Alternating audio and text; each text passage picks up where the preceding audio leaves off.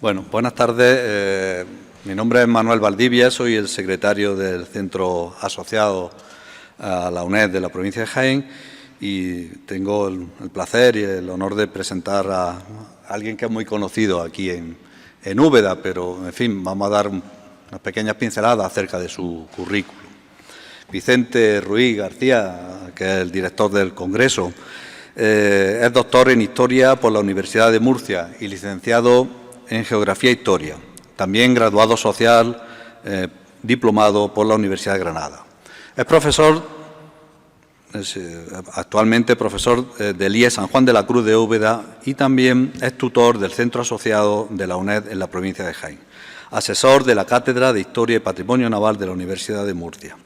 Ha publicado numerosos libros, entre los que destacamos De Segura a Trafalgar, Las naves de las Cortes, 1808-1812, El último servicio de la Marina de la Ilustración, otro, Los pontones de Cádiz y la Odisea de los soldados derrotados en la batalla de Bailén, 1808-1814, Las aventuras del navío San Justo, Los arsenales del rey, 1750-1820, La revolución que pudo haber sido, La provincia marítima de Segura y la Marina de la Ilustración, la contribución de las maderas de Segura de la Sierra a la construcción naval del siglo XVIII, Cocina a bordo, este es muy reciente, Alimentación y salud y sostenibilidad en las largas travesías oceánicas del siglo XVIII, El navío Oriflame y su tiempo, un patrimonio cultural en la costa de Chile, se lo ha publicado por el CSIC ya de este año en el 2022. Ha sido reconocido con numerosos premios. También vamos a destacar algunos.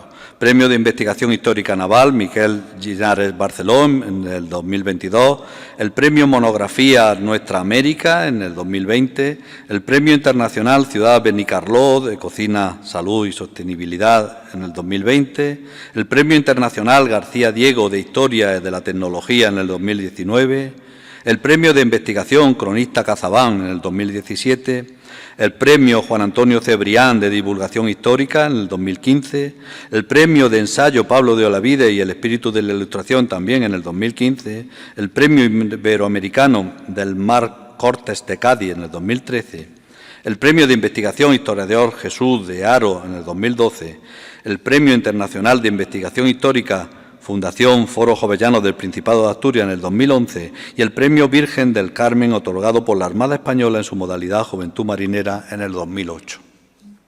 Ha publicado artículos científicos y ha impartido conferencias sobre historia naval en general, destacando el estudio de las maderas de Cuba, Cataluña y Andalucía para la construcción naval del siglo XVIII, la alimentación a lo largo de la historia, el patrimonio sumergido, la arqueología subacuática y los castillos de la provincia de Jaén.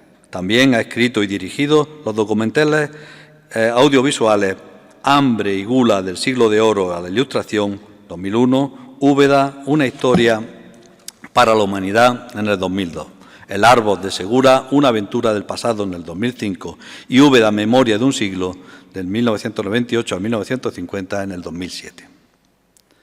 Todo este impresionante currículum no está por encima ni supera a su talante siempre dispuesto a la curiosidad y al aprendizaje, su encomiable dedicación a la docencia y, sobre todo, su bonomía.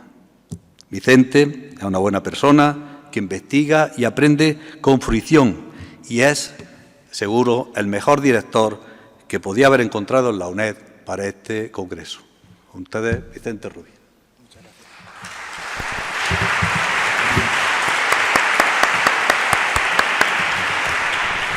Muchas gracias, Manuel, por esas palabras y por ese afecto que es mutuo, lo sabes. Bueno, pues vamos a empezar la conferencia que se llama Francisco de los Cobos y la expedición Magallanes-Elcano. El 10 de septiembre del año 1522 era domingo. Ese día, un jinete, un correo del rey, llamado Luis de Pacheco, cabalgó durante 3 días, 3 jornadas intensas, día y noche, recorriendo los tortuosos, lentos, difíciles, polvorientos caminos de Andalucía y Castilla. Se recorrió media península ibérica desde Sevilla hasta Valladolid. Este correo del rey, que llegó a Valladolid ese domingo, 10 de septiembre, decía aproximadamente hace 500 años, casi justamente, llevaba en su zurrón una serie de cartas de la Casa de Contratación de Sevilla. Y una de ellas se la entregó al secretario del rey, don Francisco de los Cobos. Esa carta tenía un remitente. Su nombre era Juan Sebastián Elcano, un marino de Guetaria que en su misiva decía que acababa de dar nada menos que la vuelta al mundo. Esa carta, esa noticia, esa gesta fue conocida por Francisco de los Cobos, que seguramente sería una de las primeras personas que asumiría que esa proeza se acababa de conseguir y que se daba cuenta de que las dimensiones de la Tierra eran de la forma que son. Pero ¿quién era Francisco de los Cobos? ¿Qué relación tiene con la primera vuelta al mundo? Bueno, pues para eso nos vamos a remontar un poquito más atrás, al año 1469, fecha del matrimonio de los reyes católicos Isabel y Fernando. Ambos, pocos años después, se convertirían, tanto uno como otro, en rey de Aragón y reina de Castilla. Y entre esos años en que se produce el coronamiento de estos dos monarcas, uniéndose así las dos coronas en la llamada unión dinástica, se produce el nacimiento de Francisco de los Cobos, en torno al año 1477, aunque todavía se discute cuál sería la fecha exacta de su nacimiento. Francisco de los Cobos nació en una ciudad, en Úbeda, en la que estamos, que en el año 1477 pues era una ciudad populosa, con un nutrido número de nobles, de hidalgos, que habían luchado muchos de ellos en la Guerra de Granada. Una ciudad que tenía más industria de la que tiene ahora, curiosamente, donde había pues todo tipo de actividades económicas, donde la ganadería y la agricultura pues hacían que la ciudad fuera más o menos notablemente próspera si la comparamos con otras de su mismo reino. Francisco de los Cobos nació en Úbeda y fue bautizado en la capilla, en una de las capillas de la iglesia de Santo Tomás Canturiense, una de las iglesias, uno de los restos arqueológicos que vamos a visitar precisamente en este congreso el próximo sábado. Aquí he puesto dos fotografías. La de la derecha corresponde a la restauración o a esas excavaciones arqueológicas que ha hecho el ayuntamiento. La otra es una fotografía del siglo XIX. En el año 1492, Colón descubre América, creyendo que había llegado a Zipango. Ese mismo año, 1492, el padre de Francisco de los Cobos, Diego de los Cobos, solicita al rey que le exima de pagar ciertos impuestos, ciertos tributos por su razón de hidalguía. Esto denota que, de alguna manera, la familia de Cobos, sin ser todavía noble, tenía, de alguna manera, una cierta categoría, siendo un grupo de hidalgos muy notable como el que había en aquella ciudad, en Úbeda. Poco tiempo después, Francisco de los Cobos, siendo todavía un adolescente, se marcha a la ciudad de Granada. Su tío, don Diego Vela, de alguna manera lo que hace es protegerlo y lo lleva sabiendo de las habilidades y de las virtudes que tiene este joven ubetense. Y es entonces cuando comienza esa carrera trepidante en la administración de la corte castellana. Hasta el punto que, en el año 1503, Francisco de los Cobos es escribano de Cámara de Fernando el Católico. En el año 1508, contador mayor de Granada y regidor de Úbeda. En el año 1510, registrador de concesiones del rey. En el año 1511, procurador de Cortes por Granada. Y en el año 1515 ganaba más de 65.000 maravedís. El año 1516 fue clave en la vida de don Francisco de los Cobos. ¿Por qué? Porque se produce la muerte de Fernando el Católico. A principios de ese año, el rey, consorte de la reina Isabel, muere y en aquel momento para Francisco de los Cobos surge una duda. Quedarse en Castilla a la sombra del todopoderoso cardenal Cisneros o bien probar suerte e irse lejos, a Flandes, a los Países Bajos, donde se encontraba el joven príncipe don Carlos, heredero de la corona de Castilla y Aragón, que muy pronto se convertiría en rey de España. Y fue entonces cuando decidió acertadamente marcharse a Europa, marcharse a los Países Bajos y, por tanto, probar fortuna en aquella corte extraña, exótica, como era la de los Países Bajos. Allí se encontró a Guillermo de Croix, señor de Chievres, su protector, su mentor, la persona que lo protegió también durante todos aquellos años y que también supo ver pues, cómo era la habilidad, la pericia en los asuntos administrativos de la corte. Durante el tiempo que estuvo Francisco de los Cobos en la corte de Bruselas, también estuvo trabajando en Middelburg, en Gante, pues se dedicó de alguna manera a todos los negocios que tenían que ver con la Secretaría del Rey, hasta el punto que en el año 1516 se convierte en secretario del Rey, cobrando más de 160.000 maravedíes. Como vemos, pues esa carrera era sin duda meteórica. Fue entonces en la corte de Bruselas, en Gante, cuando prepara el viaje de regreso de Carlos I a España. El que iba a ser Carlos I de España se embarcó y tardó bastantes semanas en cruzar el océano Atlántico y llegar hasta la costa del Cantábrico. No fue en Santander donde desembarcó, sino en Tazones. Por cierto que los asturianos lo recibieron a peñonazo, porque pensaban que don Carlos era un invasor, pensaban que se trataba de una invasión extranjera. Don Carlos, con todos los nobles, la mayoría flamencos, salvo algún castellano como don Francisco de los Cobos, recorrió los caminos del norte de la península. Unos caminos angostos, entre lluvia, entre niebla y además teniendo en cuenta que el rey estaba enfermo. El joven rey se encontraba enfermo y por esa razón decidieron emprender el camino al centro de Castilla, hacia Valladolid. Allí, muy cerca, en Tordesillas, don Carlos se encontró a su madre, doña Juana, la cual prácticamente ni reconoció. Hacía años que no la veía y ella prácticamente tampoco conocía a su hijo. Le dio su bendición y, por tanto, le permitía de esa manera ser heredero del trono de Castilla. Un trono que muy pronto sería reconocido, un cargo que muy pronto sería reconocido por las Cortes de Valladolid. Ese rey, joven, inexperto, que causó una sensación realmente desagradable para los castellanos por su figura, por su mentón y sobre todo porque no sabía castellano, el idioma que en aquel momento se hablaba en las Cortes de Valladolid. Por esa razón, poco a poco, Francisco de los Cobos se va a convertir en un personaje importante, porque en medio de todo ese enjambre de consejeros flamencos que no saben castellano, él sí lo sabe.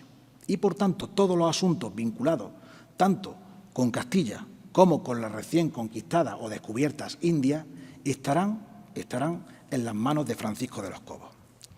Un secretario que, por tanto, en el año 1518 se convierte nada menos que en consejero de Indias. Y es en ese momento, en el año 1518, cuando aparece en escena este señor que vemos en la imagen, don Fernando de Magallanes, un portugués militar que había tenido un desencuentro con el rey de su país, de Portugal, y que había intentado probar fortuna en Castilla.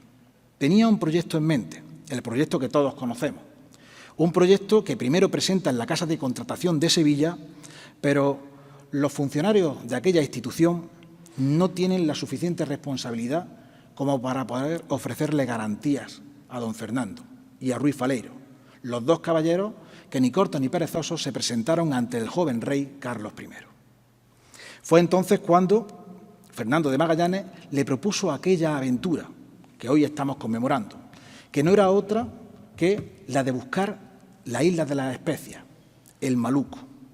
Un Maluco, una isla de las especias que, sin duda alguna, era el proyecto inicial de Cristóbal Colón, tal y como ya han avanzado, Ana Crespo ha avanzado anteriormente.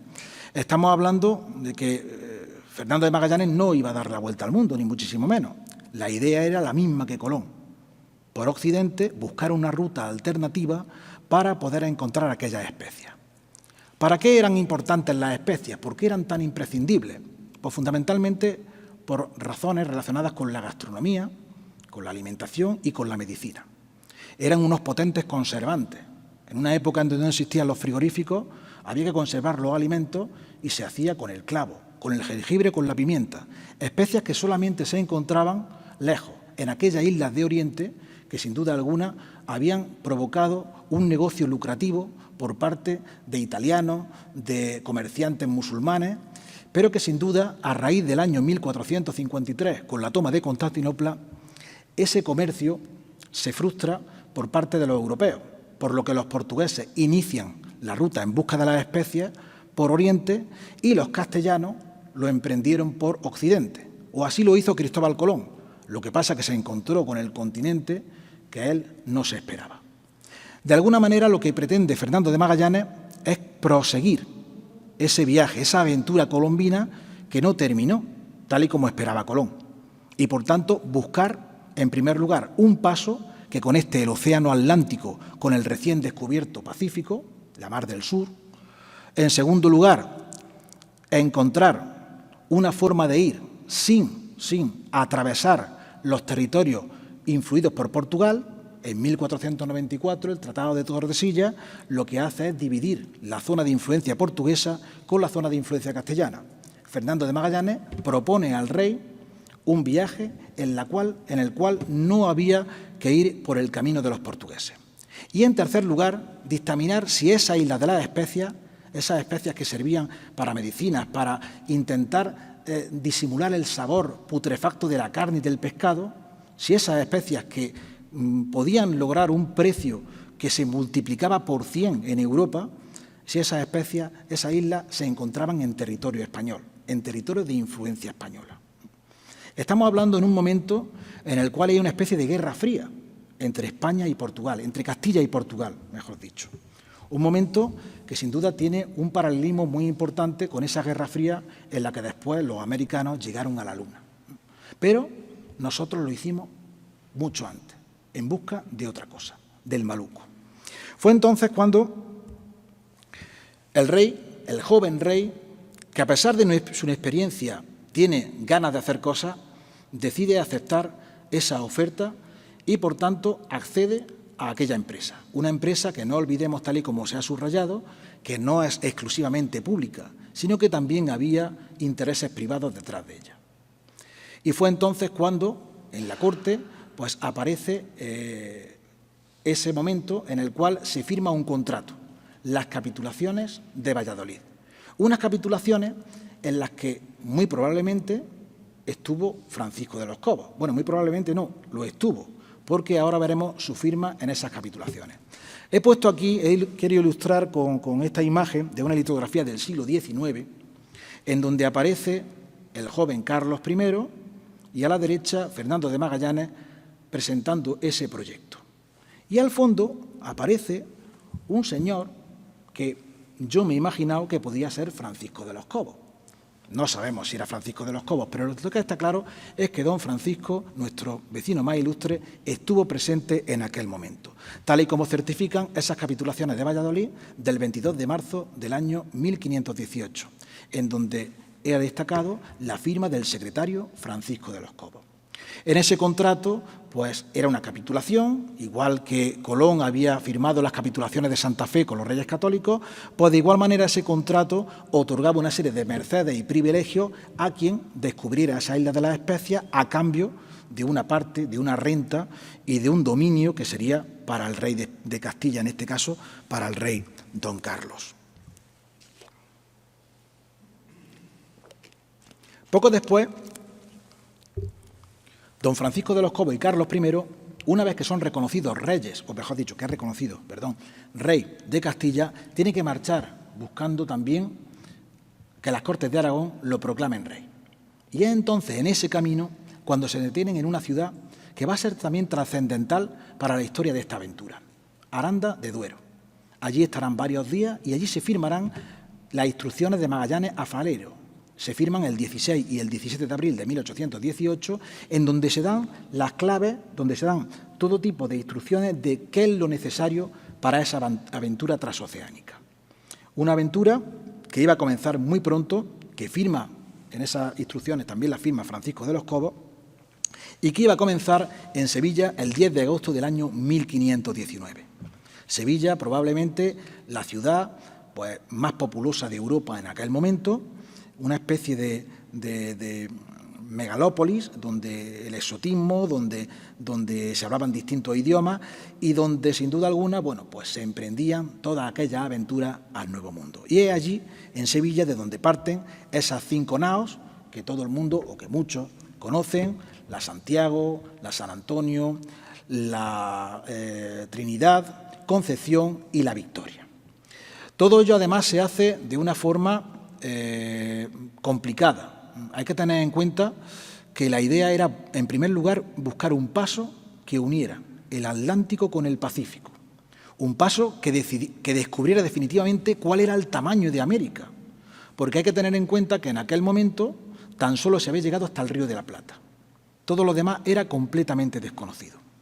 Había que aprovisionar con pertrechos, con víveres, con todo tipo de cosas, esas 5 naos para al menos un viaje de 2 años, pero no se sabía exactamente con ciencia cierta cuánto podía durar.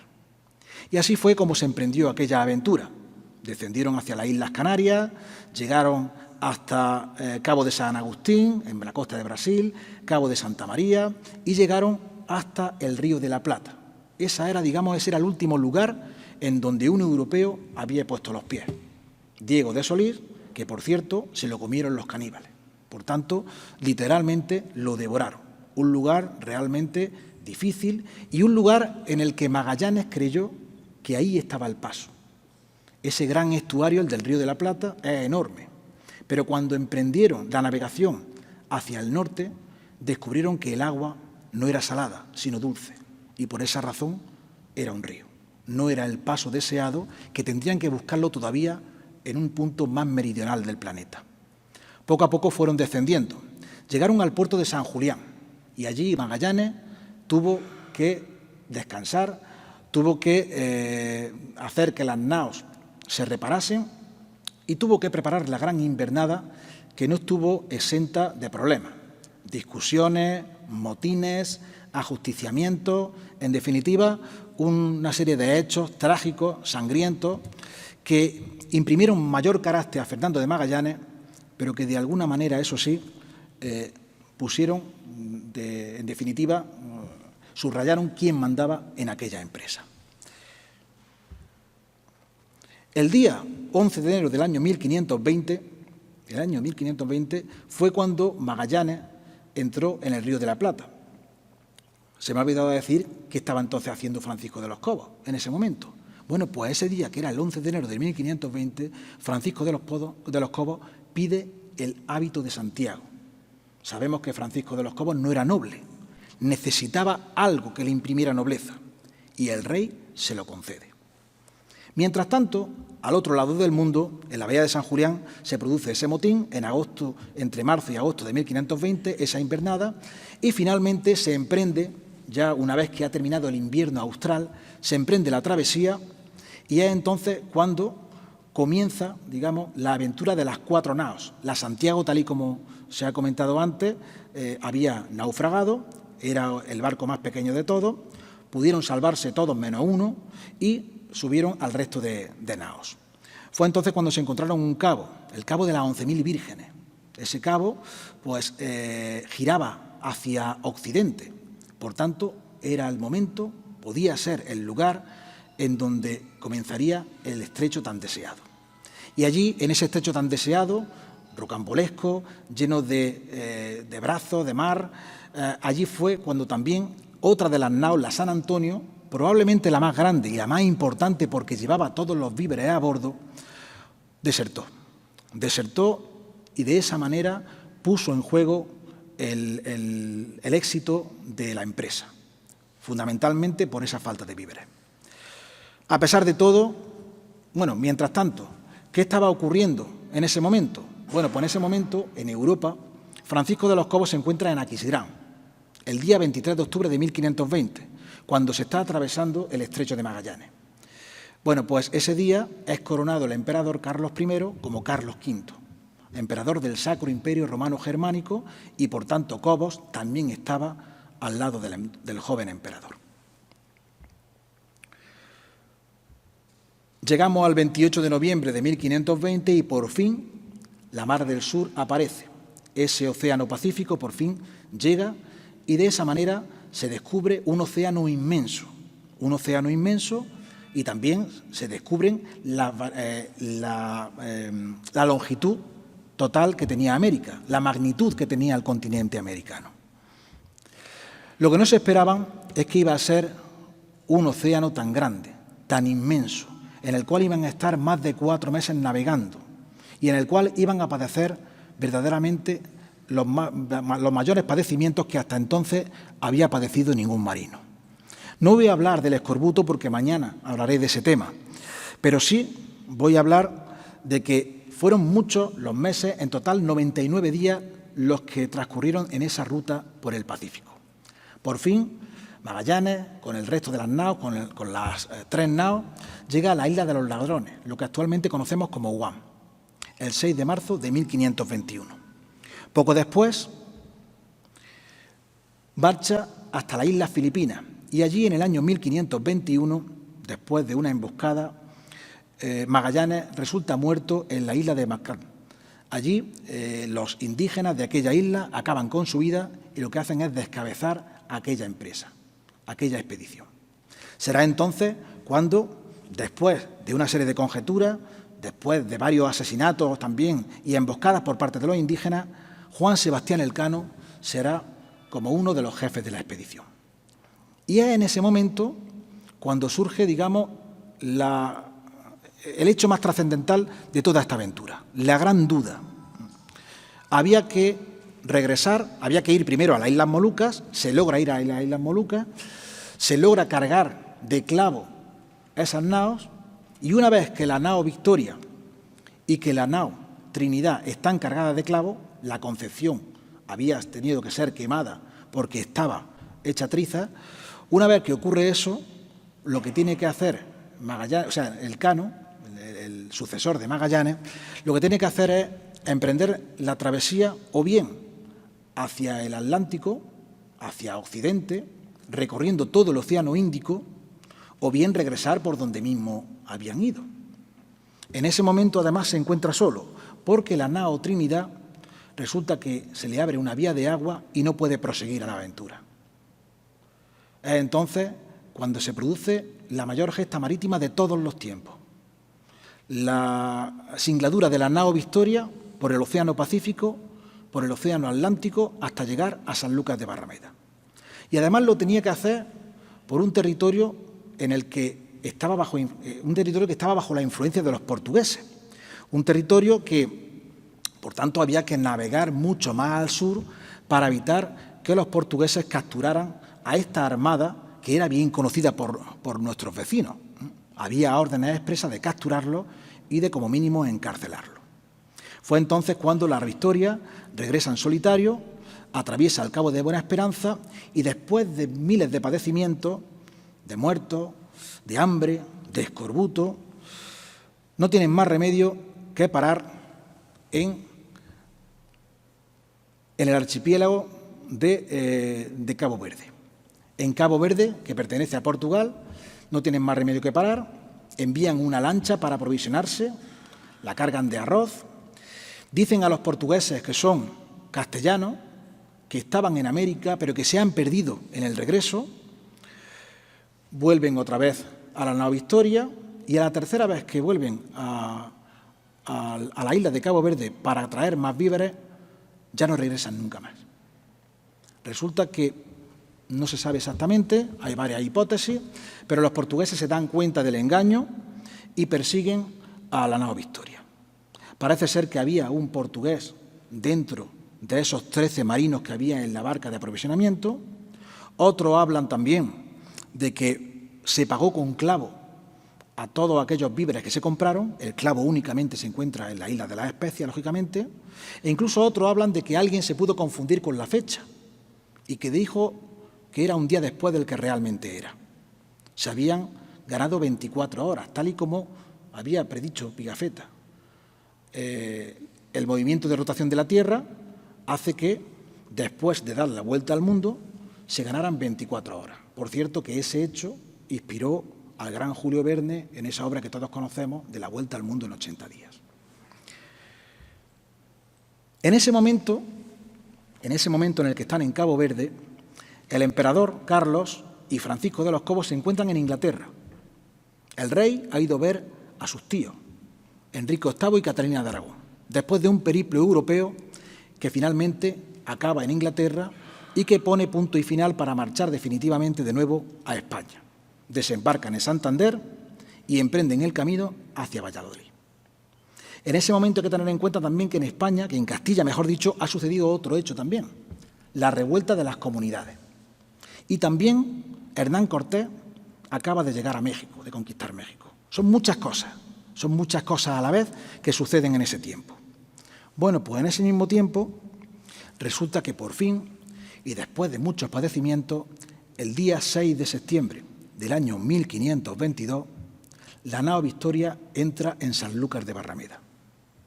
Y lo primero que hace Juan Sebastián Elcano es escribir la famosa carta. Esa carta, a la que antes ha hecho referencia Ana Crespo, una carta que se conserva actualmente en el Archivo de Indias de Sevilla, de la cual hay varias copias, pero que la original no existe. Bueno, no existe, no se conserva. Una carta realmente extraordinaria que también, con la cual ha iniciado también su intervención el almirante Gamboa. Y esa carta se le llama aviso. Se escribe en algún momento del 6 de septiembre, cuando llegan los marineros moribundos, a los cuales tienen que darle melones, pan y vino, para poder saciar su sed y su hambre. Entre el 6 de septiembre y el 8 de septiembre se produce la travesía del Guadalquivir, entre Sanlúcar de Barrameda y Sevilla. Bueno, pues esa carta debió de ir en ese mismo barco y una vez que llega la nao Victoria a Sevilla, que descienden, tal y como se representa en este magnífico cuadro de Elías Salaverría que se conserva en el Museo Naval de Madrid, un cuadro historicista del siglo XIX, en donde vemos a esos 18 hombres descendiendo por el puerto de Sevilla, el puerto de las Mulas, con una vela para darle la gracia a la Virgen de la Antigua. Bueno, pues al igual que iban descendiendo, también descendió esa carta. Y esa carta se llevó a la Casa de Contratación. Con otras cartas enviadas por los funcionarios de la Casa de Contratación, en tan solo 3 días menos 6 horas llegó ese jinete, ese correo al cual me he referido al principio, don Luis de Castellano.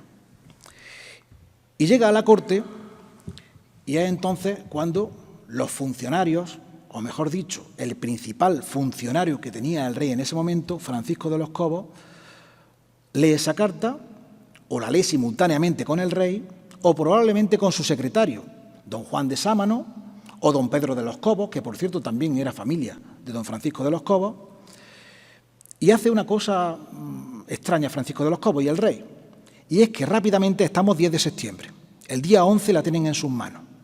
Bueno, pues lo que hace Francisco de los Cobos es, de su puño y letra, escribir una carta a Juan Sebastián Elcano, diciéndole rápidamente lo siguiente: me escribisteis de Sanlúcar en que me hacéis saber vuestra llegada en salvamento con la nao nombrada Victoria, de que he holgado mucho, porque yo me quiero informarme de vos muy particularmente del viaje que habéis hecho y de lo que en él sucedió. Vos mando que luego que veáis, toméis 2 personas de las que han venido con vos, las más cuerdas y de mejor razón. Bueno, las más cuerdas porque el viaje habría dejado a más de uno listo. Y os partáis y vengáis con ellos a donde yo estuviere. Es raro, es extraño que Francisco de los Cobos escriba de su puño y letra. ¿Por qué hace eso? Pues la hipótesis más probable era la noticia que se encuentra. Es decir, después de haber estado haciendo un periplo por Europa con la revuelta de las comunidades, pues regresa esa expedición que había partido hace 3 años y que además en esa carta del Elcano pues le cuenta no solamente que el mundo es redondo, es una esfera, sino también que han descubierto el Paso, le habla también del motín y le plantea pues, que en la isla de las Especias hay una ruta para poder ir. Es por tanto un notición. Y por eso esa notición merece la pena rapidez. Y esa rapidez hace que Cobos sea el que escriba de su puño y letra esa carta en nombre del rey. Esa carta es una carta que se encuentra en el Archivo Histórico de Euskadi. Una carta que lo encontró su director, Borja Guinagalde, de una forma fortuita. Estaba microfilmando documentos Y esa carta, pues resulta que es muy interesante porque, de alguna manera, lo que hace es dar la importancia que en su momento ya tenía aquel relato. La carta se conserva en el Archivo Histórico de Euskadi, pero no es la única. No es la única porque, evidentemente, tardó muy poco tiempo también el correo, que no fue el mismo, no sabemos si fue el mismo o fue otro, en llegar a Sevilla y, de alguna manera, en darle esas instrucciones de don Carlos y de don Francisco de los Cobos para que regresaran, para que fueran a la corte de Valladolid. Probablemente a principios de octubre del año 1522, Juan Sebastián Elcano se encontraba en la corte de Valladolid. Un marinero que había pasado todo tipo de padecimientos, con otro grupo de marinos también, no solamente dos, ya se apuntaron unos cuantos más, y fue entonces cuando, pues, probablemente Juan Sebastián Elcano se vino arriba. Se vino arriba y probablemente pensó en que es el momento de pedir mercedes, de pedir privilegio. Y es entonces cuando escribe un memorial. Otra carta que también se conserva en el Archivo Histórico de Euskadi, que hasta hace pocos años no se conocía, y en la cual escribe Juan Sebastián Elcano un memorial en el que pide una serie de mercedes. ¿Qué pide? Bueno, pues pide, por ejemplo, el hábito de Santiago, el mismo que había pedido Francisco de los Cobos. Pide también privilegios para unos parientes suyos, que luego ni eran parientes ni nada. Y pide, pues, una serie de privilegios que no se le conceden. Esta carta es terriblemente interesante para la historia, para nuestra ciudad y para este evento. Y para la conmemoración también de la primera vuelta al mundo. Es interesante por varias razones. Primero, porque es la única carta manuscrita que se conserva de Juan Sebastián Elcano, ya que la otra, la del 6 de septiembre, eran copias contemporáneas, copias enviadas a Italia, enviadas a Alemania, que se habían llevado. Y, en segundo lugar, también nos encontramos con que esa misma carta, el 5 de noviembre del año 1522, Francisco de los Cobos le contesta al margen. Y en el margen izquierdo, pues contesta a todas esas mercedes, a todas esas solicitudes que hace Elcano. ¿Cómo le contesta? Pues diciéndole a todo que no, que ya si eso ya lo vemos. Esa carta, insisto, es una carta de puño y letra de Francisco de los Cobos, igual que la anterior. ¿Por qué Francisco de los Cobos fue el que recibió aquella carta? Ya nos lo podemos un poco imaginar. No solamente era el secretario del rey, en ese momento no era todavía secretario de Estado, no había alcanzado la máxima magistratura en la administración carolina. Pero hay que tener en cuenta lo siguiente: en aquel momento, 1522, hay dos grandes consejeros. Uno es Mercurino de Gatinara, que es el que se ocupa de todas las tareas políticas relacionadas con Europa. Y hay otro que es Francisco de los Cobos, que se ocupa de Castilla y de la India. Pero probablemente por rango, el primero que debía de haber recibido la carta fue Mercurino de Gatinara. ¿Por qué no lo recibió? Por dos razones.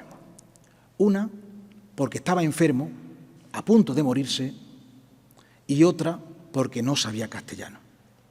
La casualidad, no sabemos qué, hizo que un ubetense, que un castellano, fuera una de las primeras personas en conocer las dimensiones de la Tierra. Y fue una de las primeras personas también, probablemente, en que le otorgó, pues, estuvo presente ante esa... esto que se acaba ya, ¿no? No he puesto la... Sí, se ha hecho la... Fue una de las personas, como he dicho, que primero asumió esa gran gesta. ¿Quieres que lo apaguen? Porque si no... No, sí. Fue una de las personas que, digamos, como ya he dicho antes, tuvo ese privilegio en ser el conocedor de esta gran gesta que, sin duda, tal y como venimos subrayando, pues ha sido la mayor aventura transoceánica de toda la historia. Una aventura transoceánica en la cual fuimos los primeros con Francisco de los Cobos y con Juan Sebastián Elcano. Muchas gracias a todos.